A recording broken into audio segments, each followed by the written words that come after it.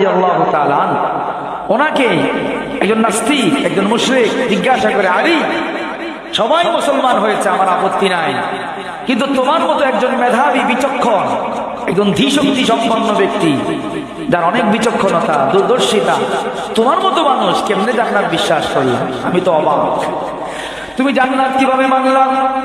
তুমি আখিরাত কিভাবে বিশ্বাস করলা? তুমি আখিরাতকে দেখো নাই, জান্নাত দেখো নাই, না দেখা জিনিস তুমি কেমনে বিশ্বাস করলাম? সাইয়্যিদনা আলী রাদিয়াল্লাহু তাআলা আনহু জবাব দিলেন, ওরে আহমদ, আমি না দেখা জিনিস বিশ্বাস করি নাই, জান্নাতকে আমি না দেখে বিশ্বাস করি নাই। আরে আহমদ, শুনে রাখ, জান্নাত তুই দেখোস নাই, যদিও জান্নাত দুনিয়াতে দেখা যায় না, কিন্তু আমি আলী যখন নিয়ত বেঁধে নামাজে দাঁড়াই, আমি যখন নামাজের মধ্যে জান্নাতের আয়াতগুলো তেলাওয়াত করি, আমার মনে হয় আল্লাহ রাব্বুল আলামিন সবগুলো পর্দা সরিয়ে দিয়েছেন। জান্নাতের যেই যেই নিয়ামত আমি কোরআনের মধ্যে তেলাওয়াত করি, ওই সবগুলো নিয়ামত আমার চোখের সামনে ভেসে ওঠে।